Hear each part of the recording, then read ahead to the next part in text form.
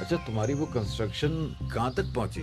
الحمدللہ سب ٹھیک چل رہا ہے یار. ایک مشورہ تو دو. ہاں، کنسٹرکشن کے لیے سریا کون سا خریدوں؟ ماڈل سٹیل کا سریا ہی خریدو. اس میں کیا خاص بات ہے؟ ماڈل سٹیل کا سریا جدید ترین کوالٹی ایشورنس لیب سے پاس ہوتا ہے، جہاں پر اس کی مضبوطی اور معیار کو پرکھا جاتا ہے، اور یوں ہمیں بہترین کوالٹی دی جاتی ہے، صرف دعویٰ نہیں کیا جاتا. ارے یار میں تو سمجھا کہ تیرا یہ دماغ صرف شطرنج میں ہی چلتا ہے. Model Steel, model of strength.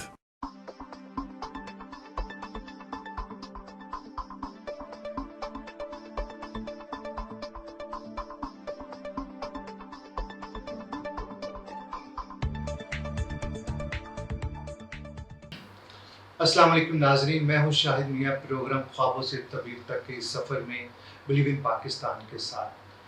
ناظرین، آپ جانتے ہیں کہ ایشین ٹریڈ ٹی وی کا مقصد پاکستان کی ٹریڈ کو، پاکستان کی آرگنائزیشنز کو، پاکستان کی پرسنالٹیز کو، پاکستان کے ہیروز کو اور پاکستان کے سافٹ ویئر امیج کو انٹرنیشنلی پروموٹ کرنا ہے. آج میں جس جگہ پہ موجود ہوں، میرے ساتھ بہت ہی عظیم شخصیت موجود ہیں. جتنے میں نے آج تک انٹرویوز پریویسلی کیے ان میں سے سب سے زیادہ امپورٹنٹ انٹرویو اور انٹرسٹنگ انٹرویو ہونے جا رہا ہے. بہت ہی عظیم باپ کی عظیم بیٹی میرے ساتھ موجود ہے. اگر باپ کی بات کریں تو جتنی بھی بکس لکھی جائیں ان پر کم ہے. فخر پاکستان رہے ہیں. جی ہاں، میں بات کر رہا ہوں ہمارے ایکس DGISI جناب جنرل حمید گل صاحب رحمۃ اللہ علیہ. اللہ تعالیٰ ان کے درجات کو بلند کرے. ان کی بیٹی میرے ساتھ موجود ہے عظمیٰ حمید گل صاحبہ، جو کسی تعارف کا محتاج نہیں ہے، جو کہ جنرل صاحب کی سوچوں کو، جنرل صاحب کے خوابوں کو لے کے چل رہی ہیں. وہ خود بھی بہت بڑی عظیم شخصیت ہے، ایک کالمسٹ ہے، ایک رائٹر ہے. بہت سارے یعنی کہ ان کے کالمز آتے رہتے ہیں پاکستان کے اوپر، کشمیر کے لیے بہت ساری ان کی خدمات ہیں. آج کی ہم نشست میں کوشش کریں گے کہ ان سے ان کی جرنی جانیں، ان کے خوابوں کی تعبیر سنتے ہیں. خوابوں کی تعبیر کی اس سفر میں میرے ساتھ رہیے گا. السلام علیکم میڈم. السلام علیکم. وعلیکم السلام، کیسی ہیں آپ؟ بہت شکریہ. ویلکم ٹو مائی شو.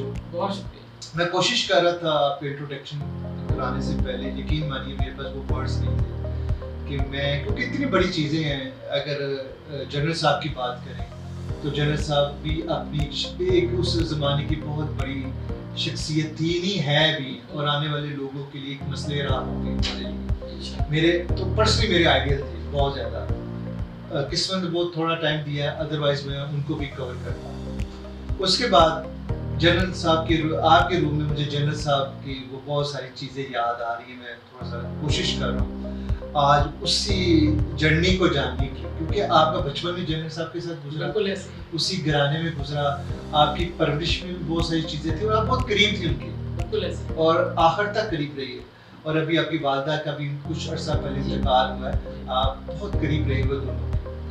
تو آپ کے اپنی زندگی کے پہلوؤں پر تو ہم تھوڑا سا آگے چل کے ڈسکس کریں گے. سب سے پہلے ہم وہی جو آپ کے اوپر ایک اسٹیپ لگی ہوئی ہے کہ آپ جنرل صاحب کی بیٹی ہیں، دختر جنرل حمید گل، ٹھیک ہے.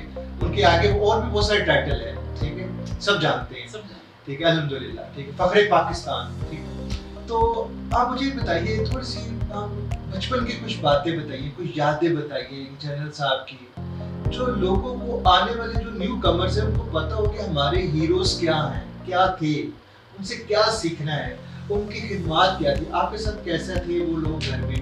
تھوڑا سا پلیز پیچھے جائیے، بہت پیچھے جانے کی کوشش کی. میں پہلی تو بات ہے، میں پہلا بچہ، being the eldest daughter, and general صاحب کی بہت ہی زیادہ لاڈلی تھی اور دوستی تھی.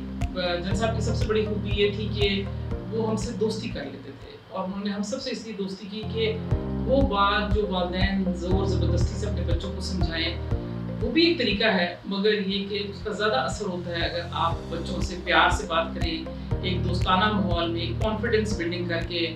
تو ہمارے کیس میں میرے والد صاحب ہمارے دوست تھے. والدہ نہیں تھی اس معاملے میں، وہ ذرا تھوڑی سخت تھی، ڈسپلن کرتی تھی، چیزیں چیک کرتی تھی، مگر جنرل صاحب تو بالکل دوست کی طرح تھے.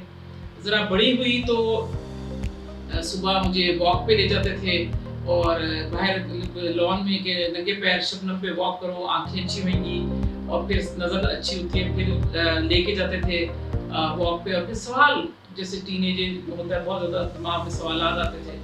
اور کہا کرتے تھے کہ بہت ہی زیادہ بے چین روح ہے اس کی، کہ میں اتنے سوال کرتی تھی اور وہ جواب دیتے جاتے تھے، ایکسپلین کرتے جاتے تھے.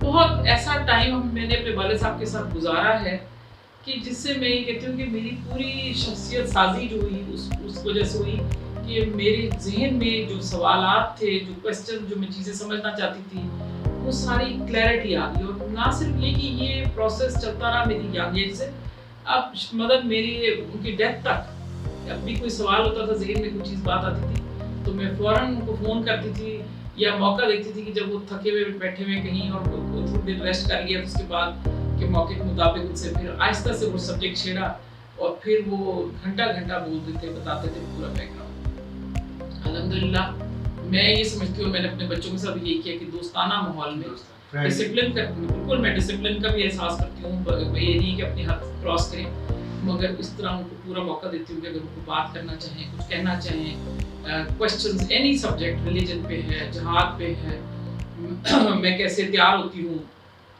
بچوں کے سوال ہیں لائف سٹائل کیا ہے، ہم کیا چیز کرتے ہیں، حلال حرام کی تمیز کیا ہے، بہت سارے زندگی کے ہر پہلو پہ. بٹ میں پورا، اور جب تک یا وہ ہم اینڈ تک جب تک وہ سیٹسفائی نہیں ہوتے، چاہے مجھے 1 گھنٹہ لگتا ہے، چاہے مجھے کئی دن لگ جاتے ہیں، میں اپنے بچوں کو پورا ٹائم دیتی ہوں. اور الحمدللہ آپ دیکھیے گا میرے بچوں سے بات کبھی کر کے آپ دیکھیں گے کتنی زیادہ کلیئرٹی ہے ان کی ہر چیز میں. اور یہ میں سب والدین کے اس لیے کہنا چاہتی ہوں کہ میرے باپ نے یہ طریقہ کیا اور مجھے اس سے بہت سکون آ رہا ہے. آج میری زندگی میں کوئی بھی بات ہوتی ہے مجھے اس کا جواب پہلے سمجھ آ جاتا ہے، مجھے کیا میرے ذہن میں کوئی ٹریننگ کا حصہ یہ کہ مجھے چیز سمجھائی گئی ہے، مجھ پہ تھوپی نہیں گئی. تو بچوں کے ساتھ بالکل ماں باپ کو یہ کرنا چاہیے کہ جب بھی آپ نے ان کی تربیت کرنی ہے تو پھر تھوپنے کی بات نہ کریں، ان کے اوپر ان کے سر پہ منڈے نہیں چیزیں، حکم نہ دیں، ان کو دوستانہ ماحول میں سمجھائیں. اس کا بڑا دور رس نتائج آتے ہیں. میں خود اس کی مثال موجود ہوں کہ آج جو کچھ میں لکھ رہی ہوں، جو میری سوچ ہے، وہ میرے والد کی تربیت کی وجہ سے، کلیئرٹی جو میرے ذہن میں ہے وہ اس وجہ سے. اچھا، آپ کی شخصیت میں سب سے جو مین عنصر ہے، اگر جنرل صاحب کی جھلک کہیں پر نظر آئے تو کون سی ایسی چیز ہوگی کہ آپ کو لگے کہ، یا کسی دیکھنے والے کو لگے کہ جنرل حمید گل کی بیٹی میں ہی وہی چیز ہے جو جنرل صاحب نے؟ مجھے بہت سارے لوگ کہتے ہیں، ایک تو شکل کہتے ہیں کہ ریزمبلنس ہے، مگر بہرحال میں بینگ اے وومن ظاہر شکل فرق ذرا سی ہوتی ہے اور پھر ہم میک اپ بھی کر لیتے ہیں تو ذرا فرق ہوتی ہے، مگر انداز میں بہت سارے لوگ مجھے بتاتے ہیں کہ میں جنرل حمید گل سے. اور پھر اب تو جب میں اپنے کالمز لکھتی ہوں تو لوگ کہتے ہیں کہ بالکل جنرل حمید گل کی جھلک نظر آ رہی ہے، ان کا سوچ نظر آ رہی ہے. اینڈ ہے بھی ایسی بات، یہ سچ ہے، اس لیے کہ میں نے جب اپنا سیکنڈ کالم لکھا تو میں نے اس میں کہا کہ یہ میرا جاگتے رہو سیریز، جو ایک اور بیچ میں سیریز ہے اس کا نام ہے جاگتے رہو، اور وہ نظریاتی اس سبجیکٹس کے اوپر ہوتی ہے. اور میں نے یہی کہا کہ دیکھیں جو ان کا مشن تھا جنرل صاحب کا، وہ ایک لائف ٹائم میں کوئی بھی پورا نہیں اچیو ہو سکتا. تو جس طرح ایک چوکیدار ہوتا ہے، جاگتے رہو کی بازیں لگاتا رہتا ہے، اور وہ آپ سنتے ہیں، وہ کبھی آپ کو رمضان میں اٹھاتا ہے، کچھ ایسے موقع آتے ہیں، اور جب وہ مر جاتا ہے تو کسی کو نہیں پتہ لگتا، آپ کی گلی میں اگلے دن پھر وہ ایک آواز وہی چل رہی ہوتی ہے. تو میں سمجھتی ہوں کہ میں اپنے باپ کا مشن اسی طریقے سے کسی کو پتہ لگے نہ کرے، ان کا نظریہ اسی طرح لے کے اپنے کندھوں پہ بوجھ چل رہی ہوں. اور یہ خوشی سے اٹھایا ہے بوجھ، کیونکہ مجھے سمجھ ہے کہ جو انہوں نے مجھے سمجھایا، جو مجھے کنونس کیا کہ میں اب اپنی کنوکشن سے اس معاملے پہ چلتا ہوں. اچھا عثمہ، یہ بتائیے گا کہ جنرل صاحب کی خدمات تو لا تعداد ہے، ٹھیک ہے، دنیا کو پتہ ہے.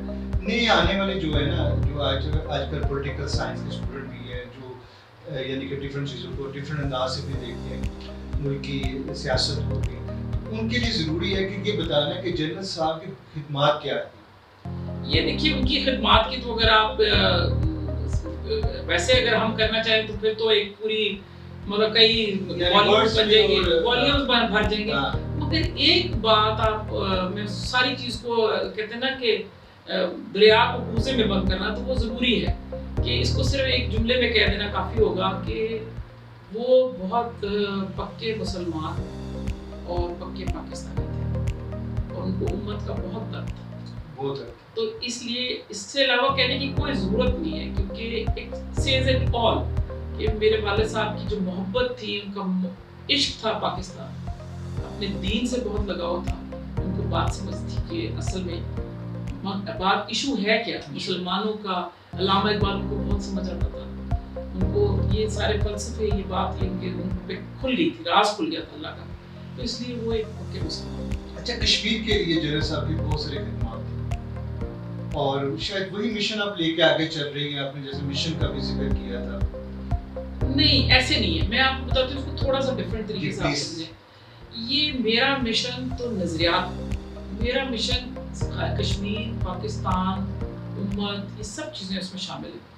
افغانستان ہے, ترکی ہے, سعودی عربیہ ہے, ایران ہے, یعنی کہ یہ سارے وہ ممالک ہیں, یا ملیشیا ہے, انڈونیشیا ہے, کہ میں امت کی بات کرتی ہوں, میں اسلام کی بات کرتی ہوں, میں وہ نظریہ جو کہ جس سے مسلمانوں کا اتحاد ہو سکتا ہے, میں اس کے اوپر بات کرتی ہوں. تو نظریہ میرے لیے امپورٹنٹ ہے, اور نظریے کے اندر کشمیر بہت ہی اہمیت کا حامل ہے. میں ذاتی طور پہ یہ سمجھتی ہوں کہ کشمیر جو ہے ایک ایسا ایشو ہے کہ اسی سے امت مسلمہ کی جو ہے ایک نشاط ثانیہ کا دور شروع ہوگا. اور پاکستان کی بہت ضرورت ہے کشمیر, کیونکہ ہمارا پانی وہاں سے آتا ہے, ہمارے اور محبت دلی لگاؤ بھی ہے. پھر کشمیری مقبوضہ کشمیر میں سارے آپ دیکھیے کہ ہر وقت یہ کہتے ہیں کہ ہم پاکستانی ہیں اور پاکستان ہمارا ہے. تو جو محبت ہے وہ دونوں طرف ہے, لہٰذا وہ کہتے ہیں میاں بیوی راضی تو کیا کرے گا قاضی. ہماری محبتیں ہیں, ان کے بغیر ہم سروائیو نہیں کر سکتے, وہ ہمارے بغیر نہیں کر سکتے. تو یہ محبت کا رشتہ ہے اور اس کی ضرورت بھی ہے. مگر ایک بہت بڑی چیز جس کو ہم نہیں سمجھ پاتے کہ پاکستان کا رول جو ہے وہ دنیا اسلام میں بالکل مختلف ہے, جس کو ہم سمجھنے کی ضرورت ہے. کہ پاکستان کا وجود 27 رمضان المبارک کو ہوا, تو اس لیے سمجھنا ہے کہ اللہ تعالیٰ نے قرآن پاک بھی اس دن کمپلیٹ کیا, اور اسی خاص تاریخ پہ, مطلب کوئی تاریخ بھی تو ہو سکتی تھی نا, مگر اللہ تعالیٰ نے ایک ایسی تاریخ رکھی کہ جس دن کے قرآن پاک کا نزول مکمل ہوا, کہ اتنا خاص دن ہمارے لیے اللہ تعالیٰ نے 27 رمضان المبارک تھی. اور کہتے ہیں کہ جمعرات اور جمعے کی شب تھی, کہ اگر جمعرات اور جمعے کی شب ہو تو اہم ممکن ہے کہ وہ خاص رات بھی ہو, تاک رات نہیں, تاک کے علاوہ کہ لیلۃ القدر بھی ہو. تو ہم ساری چیزوں کو سوچتے ہیں تو یہ لگتا ہے کہ پاکستان تو اللہ کا بڑا خاص تحفہ ہے. اور تو پھر اللہ کا تحفہ ایسا کیا ہے, اس میں کیا مقصد ہے؟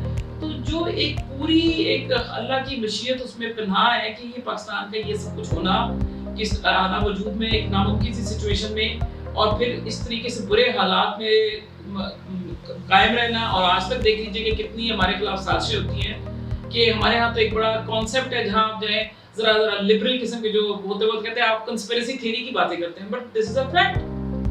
ہمارے خلاف بہت سازشیں جب سے from the inception of Pakistan سے آج تک ہم یہ سازشوں کے شکار رہے ہیں.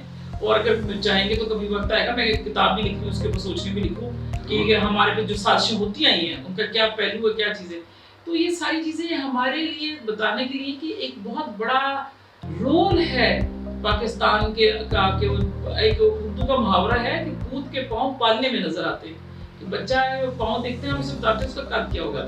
تو میں سمجھتی ہوں کہ پاکستان کے پاؤں ہم نے بچپن میں دیکھ لیے ہیں, ہمیں پتہ ہے پاکستان کا اللہ تعالیٰ نے کیا رکھا ہے. اور جہاں کہا جاتا تھا کہ میرے عرب کو آئی ٹھنڈی ہوا جہاں سے, تو وہ میرا وطن وہی ہے, تو ایک پاکستان کے لیے کہا تھا. تو انشاءاللہ آپ پاکستان کا بہت بڑا رول دیکھیں گے دنیا میں.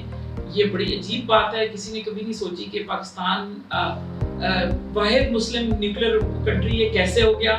ہم سے تو ایک سوئی نہیں بنتی اور ہم نے نیوکلیر ویپن بنا لیا, اور ایک نہیں بلکہ ہمارے بڑے ایڈوانس ویپنز ہیں.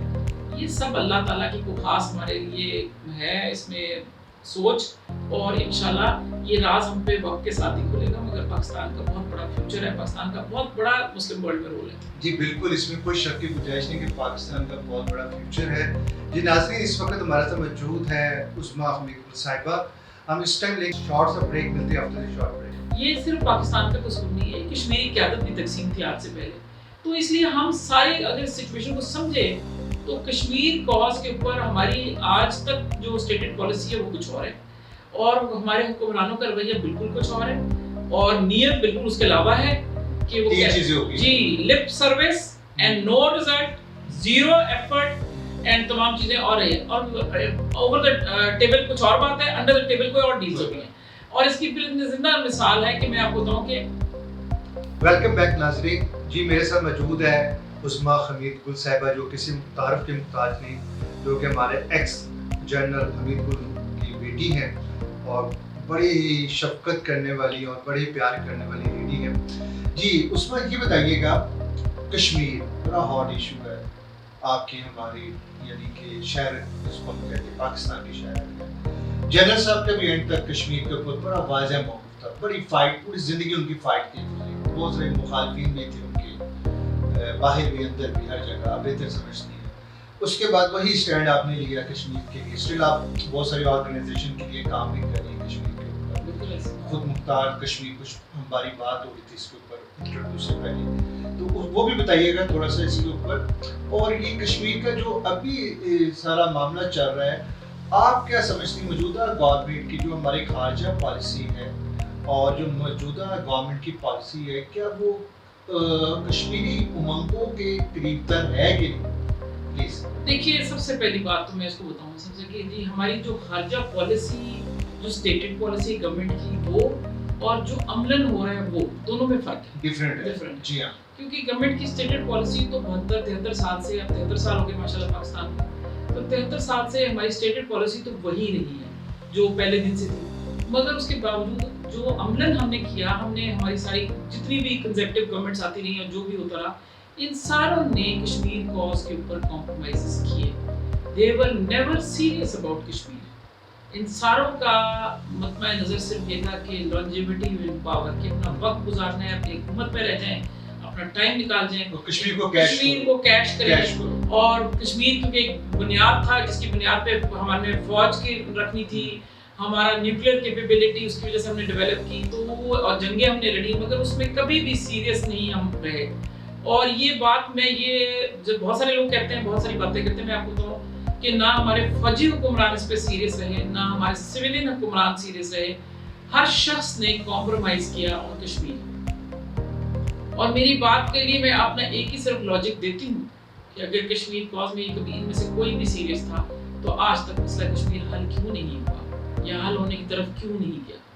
میرے والد صاحب کو آرمی چیف نہیں اس لیے بننے دیا گیا کیونکہ وہ کشمیر کے متعلق ان کو پتا تھا ایکسٹرا آرڈنری. کیونکہ ہی دیکھیے قائد اعظم نے جب کہا کہ قائد اعظم ایک عام انسان نہیں تھے، بہت ہی خاص، اور ان کے بہت سارے ایسے واقعات ہیں، روحانی معاملات ان کے، جن سے آپ کو پتہ لگتا ہے وہ کہیں بھی ہے کہ نبی صلی اللہ علیہ وسلم نے ان کو خود کہا، ان کے اپنے بہت سارے لوگوں نے گواہی دی.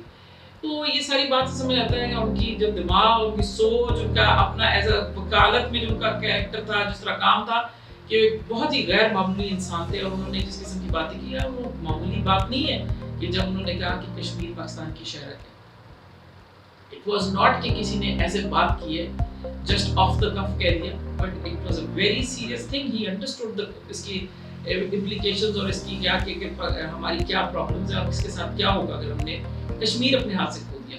اور بالکل ایسے ہی انگریزوں کو بھی پتا تھا کہ کشمیر کی ہمارے لیے کیا حیثیت ہے، اور بھی بہت سارے سازشی گروپوں کو پتا تھا کہ پاکستان کو اگر آپ نے چاہتے ہیں، کیونکہ دیکھیے یہ بات آپ کو سمجھنے کی ضرورت ہے کہ پاکستان کا جو وجود ہے وہ کبھی بھی تسلیم نہیں کیا ہندوستان نے صحیح مانا، ابھی تک بھی ایسے ہی ہے. اور نہ، اور اس لیے، اور برٹش ایمپائر نے جو اس وقت لوگ تھے انہوں نے بھی نہیں، اور جو آج تک اس کو کنٹینیو کر رہے ہیں.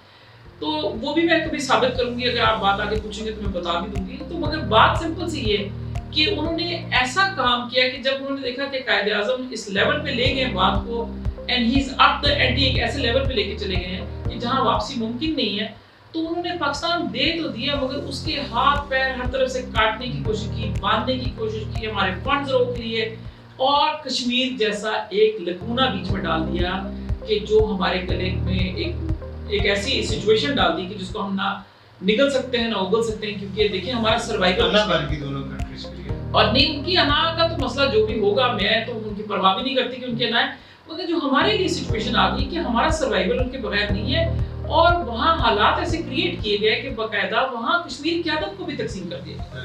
یہ صرف پاکستان کا قصور نہیں ہے، کشمیری قیادت بھی تقسیم تھی آج سے پہلے. تو اس لیے ہم سارے اگر سچویشن کو سمجھے تو کشمیر کاز کے اوپر ہماری آج تک جو اسٹیٹڈ پالیسی ہے وہ کچھ اور ہے، اور ہمارے حکمرانوں کا رویہ بالکل کچھ اور ہے، اور نیت بالکل اس کے علاوہ ہے کہ وہ جی lip service and no result, zero effort and تمام چیزیں اور رہی ہیں. اور اوور دا ٹیبل کچھ اور بات ہے، انڈر دا ٹیبل کوئی اور ڈیلز ہو رہی ہیں. اور اس کی زندہ مثال ہے کہ میں آپ کو بتاؤں کہ آپ دیکھ لیجئے کہ مشرف دور میں باقاعدہ کشمیر ساری باڑ لگا دی گئی ہے. وہ باڑ باقاعدہ क्रॉस बॉर्डर फायरिंग रोक के बाढ़ लगने का मौका दिया गया, तो आपने कश्मीर तकसीम कर दिया।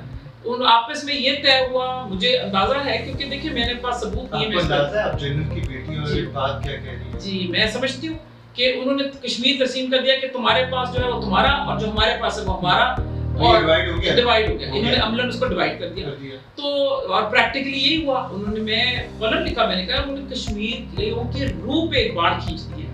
ये आपने एक मतलब फैमिलीज को तकसीम कर दिया। How can you do it, how can you let it happen? सो इसलिए ये सारे इश्यूज हैं, अगर देखा जाए तो हमने हमारे हुक्मरान, मैं आपको सही बताऊं कि शुरू से लेकर अब तक बदनीयत रहे इस मामले में, उनकी कमिटमेंट्स नहीं थी। उन्होंने इसको एज सिर्फ अपने एक कैश काउ की तरह था, जैसे आप कहते हैं कि हमने अपना मकसद थी जब बेचा और कश्मीरी इशू पे गांव को इकट्ठा करना है, वोट लेने हैं, ये सारी चीजें। अगर इसी तरह कश्मीरी क्यादत ने भी किया, मगर अब एक बहुत चेंज आती है।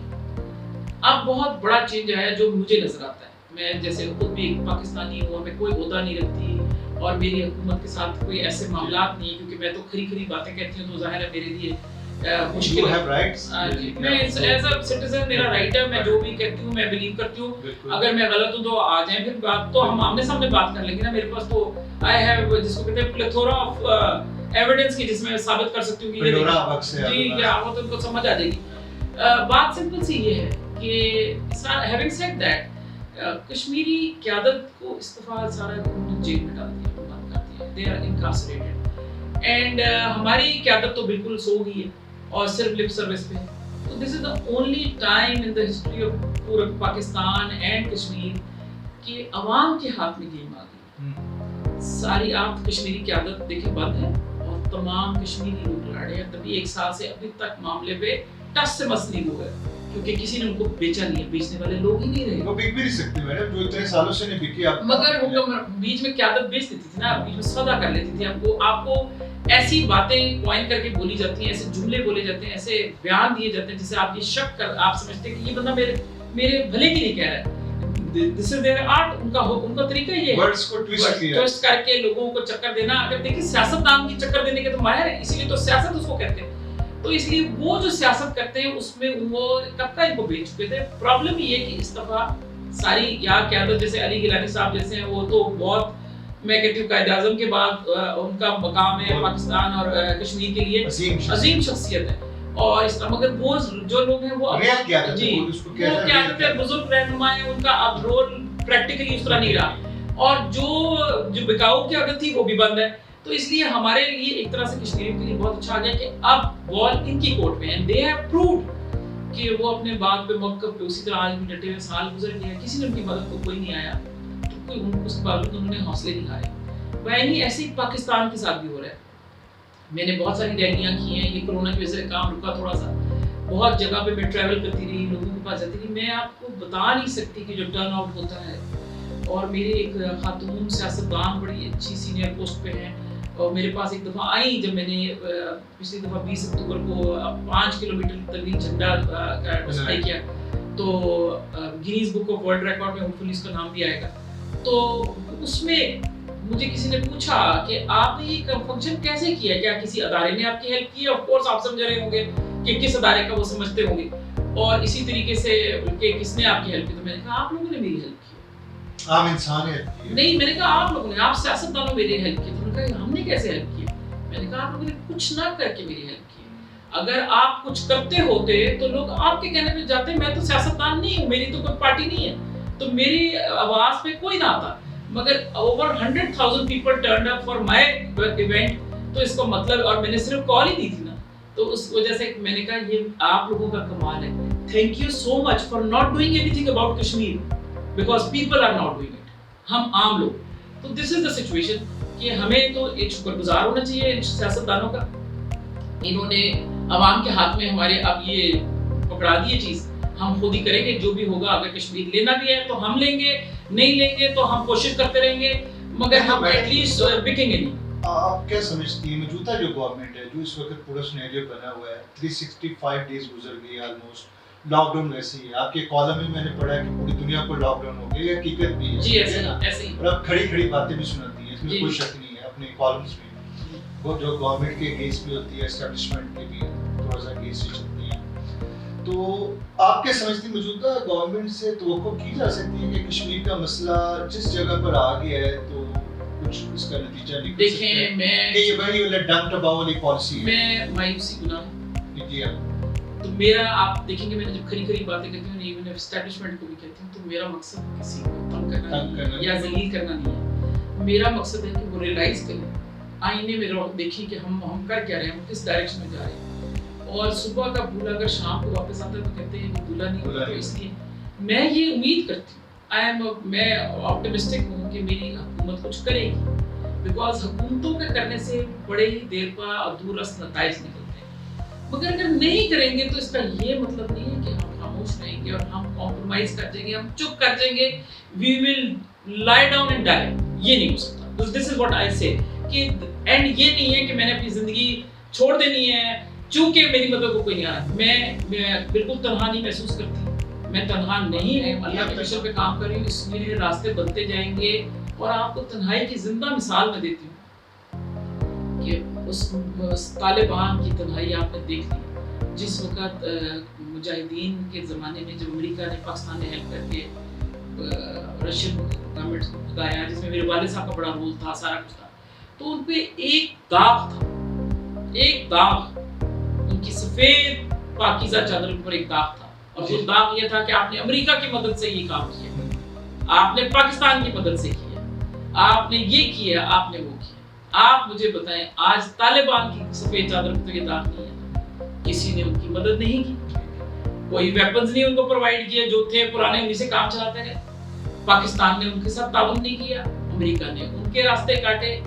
26 الائڈ فورسز وہاں اسٹیشن تھیں اور لڑائی کر رہی تھیں. تو پھر کیسے وہ جیتے؟ آج یہ حالت ہے کہ باقاعدہ ڈونلڈ ٹرمپ صاحب کا باقاعدہ پریس ریلیز ایشو ہوتی ہے کہ ملا بردر نے 35 منٹ میرے سے بات کی ہے. I am so grateful to him. یہ باتیں کہاں ہیں کہ جہاں ملا times have changed and why is it happening? اس لیے کہ اللہ تعالیٰ ان کے ساتھ. نہیں تو آپ کیا طالبان کو سپورٹ کرتی ہیں ان کی سوچ کے ساتھ ہیں؟ بالکل, میں 100% ان کے ساتھ اس لیے سپورٹ کرتی ہوں کہ دیکھیں پہلی تو بات ہے ان کی جنگ کی دو بنیادیں. ایک بنیاد یہ ہے کہ ان کا ملک ہے, وہ جیسے رہنا چاہتے ہیں, they don't want an influence, تو ان کا حق ہے. اور دوسرا میری ایک پوائنٹ آف ویو یہ ہے کہ وہ تو اللہ کے نام پہ لڑ رہے ہیں کہ دیکھیں آپ انٹروڈرز آ رہے ہیں, آپ کے ملک میں لوگ انویٹرز آ رہے ہیں, آپ کے ساتھ سازشیں کر رہے ہیں. کبھی انڈیا آ کے وہاں کوئی کیمپس لگا رہا ہے, چیزیں کر رہا ہے, کبھی کوئی کر رہا ہے. ایون پاکستان کا حق نہیں ہے ادھر جا کے اپنا انفلوئنس کرنے کا. میرے والد صاحب کا اس قدر طالبان کے اوپر اور بہت زیادہ محبت کا تعلق تھا, مگر میرے والد صاحب نے بھی کبھی اپنی ول ان پہ نہیں ٹوسی, کیونکہ وہ کہتے تھے کہ یہ آزاد لوگ ہیں, انہوں نے آزاد زندگیاں گزاری ہیں, ان کی آپ ایگو کو ہرٹ کر دیں گے اگر آپ ان کے اوپر فورس کریں گے کوئی چیز. Don't force your will on them. آپ کے پرائم منسٹر بھی ان کو سپورٹ کرتے تھے, بہت سارے بیانات اسٹیٹ مگر بیانات دینے اور چیزیں, مگر دیکھیں آپ یہ دیکھیں کہ جو فتح ساری ہے آج یہ ثابت نہیں کر رہی کہ یہ اللہ تعالیٰ نے ان کو دی ہے, کیونکہ اللہ میرا کوشچن پھر وہی آ گیا وہاں پر کہ آپ کیا سمجھتی ہیں کہ دور حاضر میں قریب کشمیر کا مسئلہ حل ہوتا دیکھتی ہیں آپ؟ میں سمجھتی ہوں کہ 73 سال پیچھے کی ہم بات کرتے ہیں, 72 سمجھ لیں, کیونکہ اب تو 73 سال ختم ہو گیا, تو یہ پورا تو سال ہم اس پروسیس میں رہے کہ ہم سمجھ سکیں کہ where do we have to go. مگر ایٹ دا سیم ٹائم میں یہ سمجھتی ہوں کہ اس سے بیسٹ ٹائم کبھی نہیں ہے, اس سے بیسٹ ٹائم کبھی نہیں آیا, بیکاز آل کشمیری قیادت ایک پیج پر آ گئی کہ ان کو پتہ ہے کہ آج دو قومی نظریہ ٹو نیشن تھیوری ویلیڈیٹ ہو گیا. ان کو یہ بات اب سمجھ آ رہی ہے, کشمیری مقبوضہ کشمیری کو بالکل یہ بات سمجھ آ رہی ہے. وہ جس طریقے سے ہر جگہ پاکستان کے نعرے لگا رہے ہیں, جھنڈے اٹھا رہے ہیں, یہ جو سب کچھ ہو رہا ہے یہ ثابت کرتا ہے کہ ان کو کلیئرٹی آ گئی. And once there is clarity, اور بچہ اور عورت اور جو تحریکیں ہوتی ہیں جن میں بچے اور عورتیں شامل ہوتے ہیں, اس کے بعد ہم نے یہ بھی دیکھا ہے کہ امریکہ میں ایک سیاہ فارم کے ساتھ زیادتی ہوتی ہے تو پوری دنیا جاگ جاتی ہے اور پوری دنیا اس کے اگینسٹ, یعنی کہ اس کو اینڈ اس کا نتیجہ بھی نکلتا ہے. جب یہ کشمیر میں دن سے لے کے رات تک بہت زیادہ خون بہتا ہے, جو پانی کی طرح بہ رہا ہے, وہاں پر دنیا کو نظر نہیں آتا ہے. یہ بڑی اچھی بات آپ نے کی ہے کہ میں ابھی بلکہ ہمارے مختلف گروپس ہیں جس پہ بہت ہم شور بھی آپس میں کرتے رہتے ہیں, ڈسکشنز ہوتی ہیں, تو جتنے لوگ بہت سارے مقبوضہ کشمیر کے اندر بھی دیر از اے بگ ایک تھاٹ ایک فلسفہ ہے ایک سوچ ہے کہ اس کو اسلامک نہیں ایشو بنانے کی ضرورت اور اس کو ہیومن رائٹس وائلیشن دکھائی جائے. مگر I am of the view کہ یہ غلط ہے اس لیے کہ اگر ہیومن رائٹس وائلیشن ہوتی ہیں تو سب سے پہلی بات ہے کہ وہاں کے پنڈتوں کے ساتھ بھی ہوتا ڈوگراس کے ساتھ بھی ہوتا اور بھی وہاں جو لوگ رہ رہے ہیں کرسچنز ہیں بدھسٹ ہیں lot of people are living over there تو جو ان کے ساتھ تو کچھ نہیں ہو رہا صرف آپ باقی مسلمانوں کے ساتھ کر رہے ہیں. اب اس کو سمجھنے کی ضرورت ہے کہ جو ہیومن رائٹس کا ایک ہم نے بینر بنا لیا ہے کہ ہم جی بڑے ہیومن ایکٹیوسٹ ہیں فلانا ہیومن رائٹس کا ہیومن رائٹس والے ہیں میں تو I work for human rights I am for human rights ایک پورا ایک سٹائل ایک پورا ایک کلچر ہے. What are they doing? آپ سوچیں کہ ابھی 16 جولائی کو ایک لسٹ آئی ہے FCO foreign and commonwealth organisation Britain کی. انہوں نے 30 کنٹریز کی لسٹ دی ہے جس میں پاکستان کا بھی نام ہے بہت سارے ملکوں کے نام ہے مگر ایک نام مسنگ ہے گلیئرنگ آپ کو ایگزامپل نظر آتی ہے کہ ایک نام مسنگ ہے دیٹ از ہندوستان. اور کیا ہے اوور 11 لاکھ کشمیری وہاں رہ گئے ان کی اوور 1200 سم تھنگ جو ہے وہ آرگنائزیشنز رجسٹرڈ ہیں lot of them are working for human rights. اس کے بعد وہ مختلف جگہوں پہ جا کے کام بھی کر رہے ہیں والنٹیئر بھی کرتے ہیں بیکاز اسائلم بھی لیے ہیں انہوں نے ان کی مجبوریاں بھی ہیں ان کے یعنی کہ ان کے سسٹم کے اندر وہ they are doing their bit and yet آپ دیکھیں 16 جولائی 2020 کو جو لسٹ آتی ہے اس میں ہندوستان کا نام تھا ہیومن رائٹس وائلیشنز کا. یہ ساری باتیں ثابت کرتی ہیں کہ یہ سب صرف اپنے لیے ہے جہاں اس چیز یہ ایک ایسی کوائن کر دی گئی ہے ٹرمینالوجی کہ ہیومن رائٹس وائلیشنز ہیں کہ جہاں دل چاہتا ہے آپ اس کو تھوپ دیتے ہیں اور جہاں دل چاہتا ہے آپ کی آنکھیں بند ہوتی ہیں بلائنڈ ہو جاتے ہیں. تو یہ ایک ایسی اینک ہے کہ دل چاہتا ہے پہن کے دیکھ لیتے ہیں دل چاہتا ہے فلسطین میں دیکھیں وہاں پر ان کو گلاسز نہیں دیکھتے نظر نہیں آتی. فلسطین میں بھی 72-73 سال ہو گئے وہاں بھی وہ اینک اتار چکے ہیں وہاں انہوں نے بلائنڈ والی اینک پہن لی ہے یہاں بھی یہی کام کرتے ہیں کشمیریوں کو نظر نہیں آتا. اینڈ اس کی وجہ سے کشمیری بھی کنفیوزڈ ہے بیکاز وہ بھی دیکھیں نا ویسٹ میں رہتے ہیں تو وہ ظاہر ہے وہ اسی پیٹرن پہ کام کرنے کی کوشش کر رہے ہیں but they must understand the reality must dawn upon every Muslim کہ جی ہم دنیا میں ناپسندیدہ لوگ ہیں because وجہ کیا ہے why are we so disliked by everyone. this is very important اس لیے کہ آپ کو سمجھنا پڑے گا کہ مسلمان میں کیا فرق ہے جس سے دنیا ہمیں ناپسند کرتی ہے. اس لیے کہ جو مسلمان اور ہمارا دین ہمیں سکھاتا ہے وہ exactly opposite ہے what the other world says and that is میں آپ کو ایک چھوٹی مثال دیتی ہوں. ہم کہتے ہیں سود حرام ہے جی جس نے سود لیا اس نے اللہ کے خلاف اعلان جنگ ٹھیک ہے مگر آپ مجھے یہ بتائیں کہ ویسٹ کیا سکھاتا ہے دنیا کیا سکھاتی ہے سود لو. ہمیں سکھایا جاتا ہے ہمارا دین سکھاتا ہے بچت نہ کرو اللہ کی راہ میں خرچ کرو اللہ تمہیں ملٹیپلائی کر کے دے گا. وہ کیا کہتے ہیں سیو کرو. آپ دیکھیے تو صحیح وہ کہتے ہیں جنگ مت کرو کہ تمہاری جان چلی جائے گی جنگیں نقصان کرتی ہیں. ہمارے دین میں کیا کہا جاتا ہے جہاد کرو کیونکہ جہاد میں زندگی ہے. اسی اب جب میں آپ کے ساتھ اس طرح ہنڈریڈز آف ایسی ایگزامپل دے سکتی ہوں کہ جس میں آپ کو پتہ لگے گا کہ ہمارے دین میں اور ان کے جو سوچ میں وہ 100% ہم اپوزٹ ہے 180 ڈگری کے زاویے سے ہم فرق ہیں. تو چونکہ ہم ہیں ہی اپوزٹ سوچ کے لوگ ہیں تو ایکچولی جو کلیش آف سیولائزیشن جیسے کہتا تھا اور یہ جس طرح مختلف کانسیپٹس ہیں تو ان میں سے ایک بات جس کو میں ہر چھوٹی سی آپ کو کمپلیٹ کر دیتی ہوں کہ یہ کہ اسلام ایک طرف ہے باقی دنیا ایک طرف ہے. جس کو اسلام سمجھنا ہے وہ باقی دنیا کے ساتھ نہیں چل سکتا because it is a superior religion it has a superior concept it is a divine religion it is the اس وقت the most superior notion in the world. باقی سارے سسٹمز کلیپس کر چکے ہیں.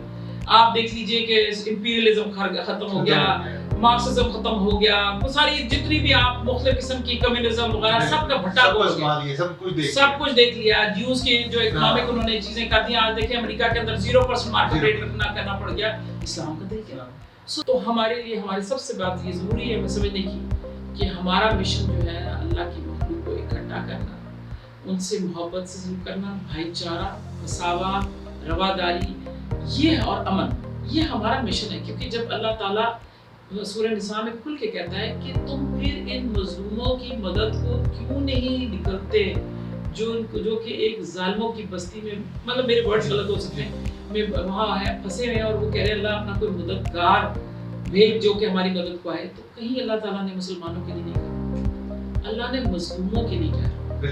تو جب اللہ مظلوموں کے لیے کہتا ہے تو اس کا مطلب ہے ہر دنیا کا مظلوم کسی بھی جگہ پر ہے, کسی طرح ہے, کشمیر میں بلکہ فلسطین جہاں بھی مسلمان ہے. پہلے تو ظاہر ہمارا فرض ہے کہ ہم مسلمان کے لیے کریں, مگر دین the message is رب العالمین رحمت للعالمین کا جو میسج ہے وہ تو سب کے لیے, پوری کائنات کے لیے, اور وہ ڈیوائن میسج ہے. اینڈ وی مسٹ انڈرسٹینڈ کہ we are the bearers of that torch جو ہمیں آگے لے کے جانا ہے. تو ہم اس میسج کو سمجھے. تو مجھے کوئی کہتا ہے ہیومن رائٹس وائلیشن, میں کہتی ہوں میں تو کوئی اس لفظ کو نہیں مانتی, نہ ہیومن رائٹس بولتی, میں تو نبی صلی اللہ علیہ وسلم کی بات مانتی ہوں کہ وہ ہمارے دین میں یہ چیز نہیں ہے تو ہم تو اس کو مانتے ہیں. ہم I don't want this terminology, مجھے I don't like it because it is not mine.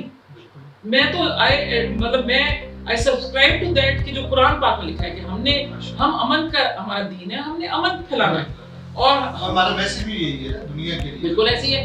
مگر آپ مجھے بتائیں کہ امن حاصل کرنے کے لیے بھی اگر امن میں اگر ہم جیسے انڈیا کے ساتھ ہو رہا ہے, اب وہ امن کے لیے کیا کریں, ہمارے لوگوں کو وہاں ڈیموگرافک چینجز لا رہے ہیں, ہم کو ختم کر رہے ہیں, تو پھر ہم کیا کریں؟ Then you have to show power also. But یہ کہ بڑے اس کی رولز ہیں, بہت لمیٹیشنز ہیں. آپ سویلین آبادی کو کچھ نہیں کہہ سکتے, آپ عورتوں کو نہیں کہہ سکتے, بچوں کو نہیں کہہ سکتے, بوڑھوں کو نہیں کہہ سکتے, آپ پھل نہیں ضائع کر سکتے. کیا دیکھیں سارا انڈیا میں کیا کشمیر میں کر رہے ہیں, پورے پھلوں کے باغوں کے ضائع کرتی ہیں, ان کو بزنس خراب کر دیا, ٹریڈ. سو جو جی تو ہمارے ٹریڈ, ہمارے جو جہاد ہے اس کی بھی اتنے پیرامیٹرز ہیں اور اتنی شرائط ہے کہ جب ہم ان کو پورا کرنے نکلتے ہیں تو وہ ایک بہت ہی ایک بہت ہی اس کا جو ڈیلیوری ہے وہ بھی بڑی بیلنس ہے, اور اس کے اندر کی جو صرف ظالم کو آپ نے پکڑنا ہے, آپ نے کسی اور کو ہاتھ نہیں کرنا. تو دیکھیں یہ تو انصاف ہے نا کہ ظالم کو کلا کما کرنا ہر بندے کا فرض ہے نا, مطلب ایک اسٹیٹ کا, آف کورس انڈیویجول کا نہیں, مگر یہ کہ اسٹیٹ کا فرض ہے. اور ہماری اسٹیٹس اگر نہیں کرنی تو یہ ظلم کے ہاتھ مضبوط کر رہی ہے, ظالم کے ہاتھ مضبوط کر رہی ہے. تو دس از واٹ از ہیپننگ. جی ناظرین, آپ سن رہے ہیں بہت ہی فکری نشست ہو رہی ہے اس وقت عثما حمید قلی صاحبہ کے ساتھ. اس ٹائم ہم ایک شارٹ بریک لیں گے, ملتے ہیں آفٹر دی شارٹ بریک. اور نہیں میں آپ کو یہ بھی بتاتی چلوں کہ میں نے کمانڈو ٹریننگ. اچھا کمانڈو ٹریننگ. جی اب تو موٹی ہو گئی ہوں مگر اور عمر ہو گئی ہے, مگر میں نے بچپن میں کمانڈو ٹریننگ بھی کی. اچھا یہ مجھے نہیں, باقی ہمارے ناظرین کو نہیں پتا. جی ویلکم بیک ناظرین, میرے ساتھ ہے اس وقت محترمہ عثما گل صاحبہ. میرے لیے بڑی اعزاز کی بات ہے اور بڑی ہی اچھی گفتگو ہو رہی ہے ان کے ساتھ خوابوں سے تعبیر تک کے اس سفر میں. اب ہم اس کہانی کا تھوڑا سا اور آگے لے کے چلتے ہیں اور پاکستان کی ترقی کے اوپر بات کرتے ہیں. جی محترمہ تھوڑا سا بتائیے گا اس وقت, کیونکہ آپ نے بہت سے ادوار دیکھے ہوئی ہیں, آپ نے جنرل صاحب کی زیر سایہ بھی لی, بہت سی ٹریننگ بھی ہوئی آپ کی. ٹریننگ سے مراد کی آپ کی تربیت کا حصہ ہے. اور نہیں میں آپ کو یہ بھی بتاتی چلوں کہ میں نے کمانڈو ٹریننگ. اچھا کمانڈو ٹریننگ. جی اب تو موٹی ہو گئی ہوں مگر اور عمر ہو گئی ہے, مگر میں نے بچپن میں کمانڈو ٹریننگ بھی کی. اچھا یہ مجھے نہیں, باقی ہمارے ناظرین کو نہیں پتا ہوگا. میں نے بچپن میں جنرل کی بیٹی جنرلی کرتی ہے. بس وہ نہیں, اصل میں ہم بچے تھے تو بچے بہت شرارتیں کرتے تھے, چھٹیاں اسکول کی, تو ہم کوئٹہ اسٹاف کالج میں تھے تو وہاں ہماری انہوں نے ایک کورس رکھ لیا کمانڈو ٹریننگ کورس, اور میرے بڑی چوٹیں لگائیں, اور وہاں جہاں کوئی نہیں جانے کو تیار ہوتا تو میں وہاں بھی پہنچ جاتی تھی اور بڑی اونچی جگہوں سے چھلانگیں مارتی تھی. پورے گھٹنے چھلے ہوئے ہیں, کونیاں چھلی ہوئی ہیں بس ابھی تک, مگر یہ کہ بہت اچھا ٹائم. جناب حمید قلی صاحب کا کیا کوئی تھا ایسا شوق یا خواب کہ بھی ان کے کوئی اولاد میں سے, بچوں میں سے کوئی یعنی فورسز میں ہماری کسی میں آتا, یا وہ آپ میں دیکھتے ہوتے کبھی کہا ہو کہ بھی آپ کاش لڑکا ہوتی جو چیزیں آپ میں ہیں تو آپ آگے آتی؟ مجھے کئی دفعہ ایسے کہتے تھے, جس وقت میری شادی بھی ہو چکی تھی, بچے بھی تھے, ابھی بھی کچھ عرصہ پہلے بھی, تو یہ کہا کرتے تھے کہ اگر یہ میرا بیٹا ہوتی تو میں کب کا انقلاب لے آیا. تو اس لیے کہ اس میں ظاہر ان کا چونکہ ایسے مولوی حضرات کے ساتھ اٹھنا بیٹھنا تھا, پھر میری ایج کم تھی تو میں کئی جگہ پہ ان کے ساتھ اس طرح نہیں جا سکتی تھی. مگر اب تو بہرحال اب تو ایسی عمر کے حصے میں آ گئی کہ جہاں اس میں مرد اور عورت کا کوئی ایشو نہیں رہ گیا کہ میں جا سکتی ہوں ہر جگہ. مگر یہ کہ جن صاحب واز ایک والد ہوتے ہیں نا اپنی بیٹی کے اوپر, بہت ان کو یہ سب سے بڑا جو میرے پہ ان کو خوشی ہوتی تھی اور جو ناز تھا, جس بات پہ مجھے کہتے تھے کہ مجھے یہ خوشی ہوتی ہے کہ تم نے کبھی میری بیساکھی مزہ نہیں. क्योंकि या मुझे कैश नहीं कराया जी, क्योंकि उसकी वजह ये है, मैं आपको बताती हूँ। और मैंने अपना कॉलम में अपना नाम डॉक्टर जनरल हमीद को बड़ा सोच समझ के लिखा। That is the only time जब मैंने अपने बाप का नाम यूज़ किया, ताकि मेरी जो मैं बात कह रही हूँ वो मैसेज उनका भेजने के लिए। मगर अदरवाइज मैंने सारी चीज़ें मेरिट पे अपनी की हैं। और मुझे कईयों ने कहा कि ये कैसे हो सकता है, तो मैंने कहा एक ही बात मैं इसका जवाब देती हूँ, आई वुडंट बी मी अगर, और मैं हमीद कुल की बेटी नहीं होगी अगर मैंने मेरिट पे काम ना किया। क्या तो I have to prove, and I did prove to my father also. दुनिया को साबित करना आसान नहीं है, लोग कभी भी नहीं मानते, लोगों ने नबी पैगंबरों को नहीं माना, तो इसलिए हम उनके साथ तो नहीं जाते। मगर मैंने अपने पेरेंट्स को प्रूव किया है कि मैं उनकी औलाद हूँ, और मैंने उनकी ज़िंदगी में I have made them proud. अच्छा मैडम, अभी इंकलाब की बात कर रही थी आप, पाकिस्तान में एक माशी इंकलाब आने वाला है, आ रहा है सी पैक के रूप में, ठीक है, जो वाकई नो डाउट एक रियल में गेम चेंजर होगा। आप क्या समझती है सी पैक के ऊपर, क्या ख्याल है? क्योंकि आप अपने कॉलम्स में पाकिस्तान की तरक्की के ऊपर बहुत लिखती हैं, मैंने ये देखा है, और आप बड़ी दूर की सोच रखती हैं, तो आप सी पैक के ऊपर थोड़ा सा बताइएगा। मुझे देखिए इसकी सी पैक की जो कॉन्फिडेंशियल डील्स हैं वो तो बिल्कुल ही है, जिसमें कि मुझे कई दफ़ा जिक्र आया है कि उसमें हमारा शेयर बहुत कम है। मुझे इस पे ज़रूर एतराज़ है कि जी अगर पाकिस्तान ने प्रॉफिट की शेयर में हमारा कम हिस्सा है, तो मैं बिल्कुल नहीं चाहती कि हम कम हिस्सा लें, क्योंकि हमारा बड़ा मेजर रोल है। एंड देन गवादर पोर्ट एक ऐसी पोर्ट है जिसके लिए आपको पता है वार्म वाटर्स के रशिया ने, यानी कि जितनी हमारे पे जंगें मुसल्लत की गई, ये सब इसकी वजह से कि जो हमारे लिए गवादर, और हमने गवादर दिया है तो हमें उसका सही बेनिफिट ज़रूर मिलना चाहिए। मतलब मैं ये कहती हूँ कि we should not have sold ourselves so cheap, अगर ऐसी बात है तो। चूंकि I am not privy to that, तो इसलिए मैं ये नहीं कह सकती मुझे एग्जैक्टली पता है। मगर मेरे ख्याल में अगर कम किया तो ये ऐसा नहीं होना चाहिए, रीनेगोशिएट कर लें। मगर सी पैक तो इज़ ड्रीम कम ट्रू, एक बहुत बड़ा ख्वाब है, एक बहुत बड़ी सोच है, और पाकिस्तान का इसमें बहुत न्यूसेंस वैल्यू है। पाकिस्तान बड़ा मेजर रोल अदा करेगा, बट प्रोवाइडेड कि अगर वो उसका जो बेनिफिट्स हैं वो पाकिस्तानी कौम तक जाएं। अगर तो हमारे पुराने हुक्मरानों और आज के हुक्मरानों और पुराने सबको मिला के, मैं ये नहीं किसी एक को आइसोलेट कर रही, सबके जेबों में ही और उनके बैंक अकाउंटों में बाहर के मुल्कों में जाना है, स्विस अकाउंटों में जाना है, इंग्लैंड में प्रॉपर्टीज़ लेनी है, अमेरिका में प्रॉपर्टीज़ लेनी है, फ्रांस में प्रॉपर्टीज़ लेनी है, तो फिर हमें इसकी कोई ज़रूरत नहीं है। हम गरीब ही अच्छे हैं, मगर अगर इसका बेनिफिट हमें मिलना है तो फिर तो फबेहा, इससे अच्छी कोई चीज़ नहीं है। और इसके और भी बहुत दूररस नताइज हैं। हम वन बेल्ट वन रोड के अंदर हम एक जैसे मोती की लड़ी परोई जाती है, इस तरह हम परोए जाएंगे, और वो जो लड़ी है उसको होल्ड करने वाली वो पाकिस्तान होगा। So for me it's a beautiful dream, and अगर ये सही तरीके से मटीरियलाइज हो जाता है तो मेरे से ज़्यादा कोई खुश नहीं। और मैं अल्लाह से दुआ करती हूँ कि अल्लाह ताला, अगर इसमें मुझे नहीं पता उसकी, क्योंकि बहुत सारे सीक्रेट उसमें वायदे हैं कि उसमें क्या है, मगर जिस तरह बातें लीक आउट होती हैं, तो मैं ये समझती हूँ कि अगर उसमें हमारा कम शेयर है तो प्रीवियस गवर्नमेंट ने शायद नहीं से इतना नेगोशिएट किया, ये क्या हुआ तो रीनेगोशिएट रिवाइज किया जाए। अगर किया तो फिर बहुत अच्छी बात है, बिकॉज ये जहाँ तक आप कहते हैं ना, जो ख्वाब है, जो ड्रीम है, वो तो बहुत अच्छा है। अब उसको इम्प्लीमेंट करके क्या करेंगे, आप पाकिस्तानी किसी किस्म चेंज होगी, क्या मेरे तक उसके बेनिफिट्स पहुंचेंगे? I have no idea. मैं तो आम पाकिस्तानी, मुझ तक पहुंचेंगे? एक आम जो सड़क पे जाता हुआ बंदा है उस तक पहुंचेंगे? क्या चाइनीज लेबर आएगी सारी, या पाकिस्तानी लेबर आएगी, या हम सिर्फ बहुत मीनियल एंड फजूल कामों के लिए कि सस्ती लेबर पे हमें रखा जाएगा, या हमें भी कोई बेनिफिट मिलेगा? I have no idea. But जो ख्वाब है, it's dream is beautiful, it's a beautiful dream. जैसे इस्लाम एक बहुत ब्यूटीफुल मजहब है, बहुत खूबसूरत है, अगर हम उस पर अमल ना करें तो फिर उसका नतीजा भी नहीं मिल सकता। तो मैं दुआ गो हूँ सीपैक के हवाले से भी, अल्लाह से दुआ गो हूँ, और चाइनीज़ के साथ भी हवाले से, और वो तमाम मुल्क जो इसमें शामिल होंगे उनके हवाले से भी, कि अल्लाह ताला it should be beneficial for all of us, क्योंकि हम एक अच्छे काम में नेक नीयत से अगर शामिल हुए तो इसकी अच्छी बात है। और Pakistan hold the key to the whole situation, तो आई थिंक वी विल इंशाल्लाह, गॉड विलिंग, इंशाल्लाह। मैडम क्या प्लान्स हैं आगे, क्या करना है? कोई क्या पॉलिटिकली ऑर्गेनाइजेशन ज्वाइन करनी है, अपने जमात जिसको कोई इलेक्शन अटेम्प्ट करने का इरादा रखती हैं, या फिर वही जो अमीर गुल साहब वाला वही ख्वाब है, वही मिशन है, उसी अंदाज से उसको आगे लेके चल रहे हैं? आपने कोई थिंक टैंक बनाने का प्लान है, क्या है? मैं आपको बताती हूँ, मेरी सोच बहुत ज़्यादा, क्योंकि मैं बहुत इंटरेक्शन था अपने वालिद साहब के साथ, उनके साथ डिस्कशंस होती थी, اور مطلب I would give my input and وہ تو بہت ساری چیزیں جو نا جس کو کہتے ہیں میرے مائنڈ میں بڑی کلیئر ہیں. تو ون آف دا تھنگز از کہ میں سنگل پارٹی رول کے اندر بلیو کرتی ہوں, اور اس کی میری بڑی سمپل وجہ ہے کہ میں سنگل پارٹی رول میں کیوں بلیو کرتی ہوں. میں یہ سوچتی ہوں کہ جب پاکستان کے لیے آپ بھی پاکستانی میں بھی ہوں, تو اگر ہمارے جذبات ایک جیسے تو پھر ہم کیوں تقسیم ہو رہے ہیں؟ کیونکہ ہم تقسیم کر کے پارٹیوں میں, جیسے میرے والد صاحب بھی کہتے تھے, سیاسی تفرقہ بازی. تو جب ہم تقسیم کرتے ہیں اپنی, تو ہم اپنے ویسٹڈ انٹرسٹ کی طرف مڑ جاتے ہیں. یہ جو مغربی جمہوریت ہے, دس از ناٹ فار اس. اب دیکھیں چائنا کی ترقی کا راز دیکھ لیں کہ چائنا میں ون پارٹی.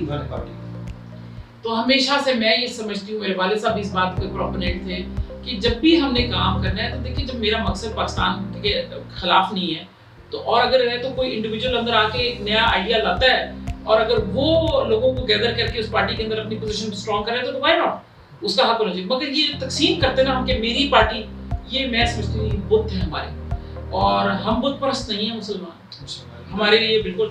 اور چونکہ ہم یہ بت پرستی ہے کہ اگر میری پارٹی کا لیڈر ہے تو چاہے وہ چور ہے, وہ بے ایمان ہے, وہ لٹیرا ہے, اس نے بینک اکاؤنٹ بھر لیے ہیں, وہ ہر غلط کام کر رہا ہے, کہتے ہیں نہیں جی ساڈا لیڈر آوے ہی آوے. یہ نہیں ہو سکتا. اسلام اس چیز کو ناپسند کرتا ہے. ہمیں بت پرستی جائز نہیں ہے. ہمارے لیے بت, یہ ہم ابھی تک ہمارے لوگوں کو یہ کلیئرٹی نہیں ہے کہ بت ہے کیا چیز.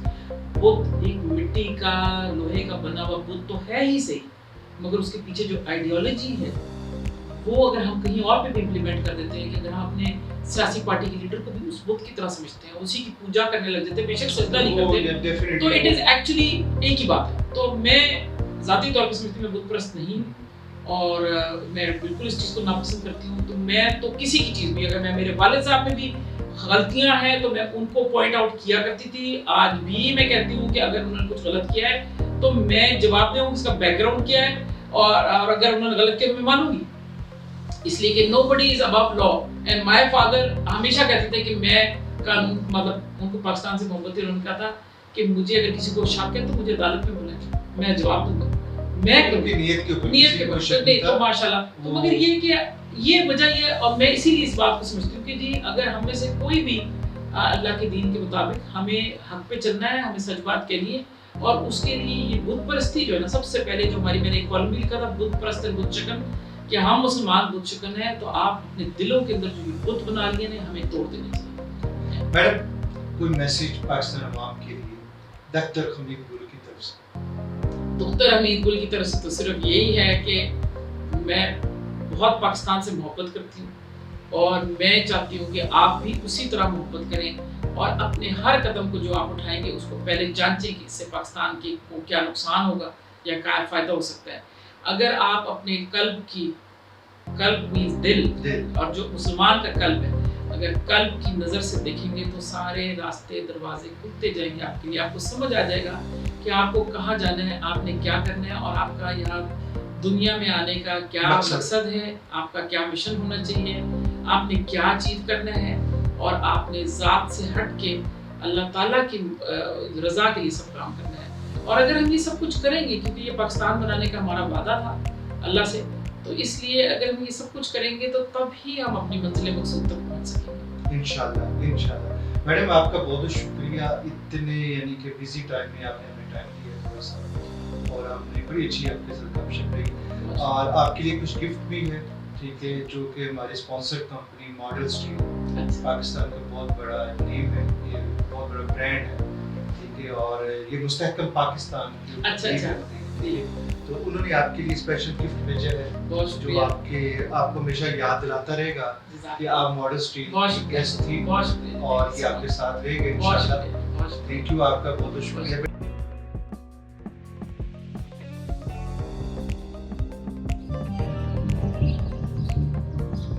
اچھا تمہاری وہ کنسٹرکشن کہاں تک پہنچی؟ الحمدللہ سب ٹھیک چل رہا ہے. یار ایک مشورہ تو دو, ہاں کنسٹرکشن کے لیے سریا کون سا خریدوں؟ ماڈل سٹیل کا سریا ہی خریدو. اس میں کیا خاص بات ہے؟ ماڈل سٹیل کا سریا جدید ترین کوالٹی ایشورنس لیب سے پاس ہوتا ہے, جہاں پر اس کی مضبوطی اور معیار کو پرکھا جاتا ہے, اور یوں ہمیں بہترین کوالٹی دی جاتی ہے, صرف دعویٰ نہیں کیا جاتا. ارے یار میں تو سمجھا کہ تیرا یہ دماغ صرف شطرنج میں ہی چلتا ہے. Model Steel, model of strength.